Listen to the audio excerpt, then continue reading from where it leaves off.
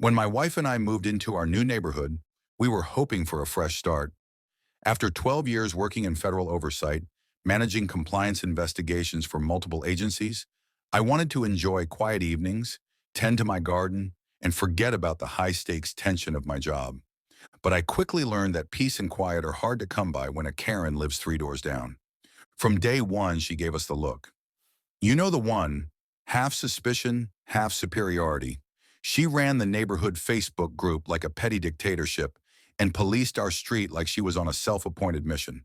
She demanded everyone report guests, lawn schedules, and even package deliveries to her. Naturally, we ignored her. And that's when things escalated. The power trip begins. The first incident was almost laughable. My wife's friend parked out front for a brief visit. Karen came storming over with a clipboard, snapping pictures and shouting about unauthorized vehicles. You can't just have random people parking on our street. This is private property. I calmly informed her that it was a public street. She scoffed, then muttered something about knowing people on the HOA board. A few days later, we received a violation notice on our door. Unapproved exterior lighting. The lights in question? Standard solar path lights from Home Depot. I recognized the pattern. Karen didn't like people she couldn't control, and we clearly weren't bowing to her reign. The final straw. The last straw came when I hosted a weekend barbecue. A few friends from my office came over, diverse crowd, a mix of backgrounds, ages, and professions.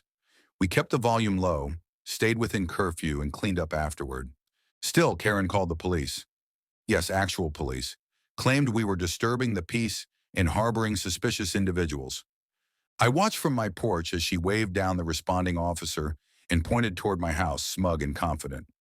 When the officer approached, I stood up and introduced myself. I'm David Linwood, Office of Federal Compliance and Investigations, badge number 72F91. Would you like to see credentials? The shift in tone was immediate. I handed him my ID. He blinked, nodded, and walked away without even asking another question. Karen, still watching, looked confused, then furious. The hammer falls. The next day, I filed a report, not as a neighbor, but as a federal investigator. Karen's repeated behavior fell under harassment and misuse of civil complaint systems. The complaint included documented false reports, targeted aggression, and neighborhood disruption, all backed by security footage, witness statements, and digital records from the HOA platform. I didn't stop there. Turns out Karen had leveraged her influence on the HOA board to selectively enforce rules, targeting certain families while ignoring violations from her inner circle.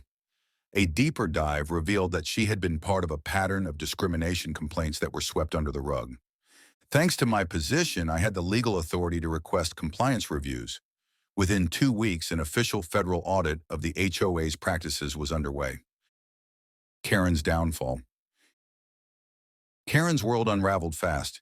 She was removed from the HOA committee pending investigation, fined for harassment, required to take mediation classes. And the icing on the cake? A public apology issued to every household she had targeted. I didn't ask for it. I didn't want revenge. But I do believe in accountability. Now the street is quiet. These days, Karen stays indoors. When she sees me walk my dog, she turns and heads the other way. The neighborhood feels calmer. People are starting to smile more, talk more. They've realized that silence isn't the same as weakness. And just because someone keeps to themselves doesn't mean they're powerless. Some of us hold authority not in loud voices or neighborhood drama, but in the law itself. And that's the kind of power people like Karen fear the most.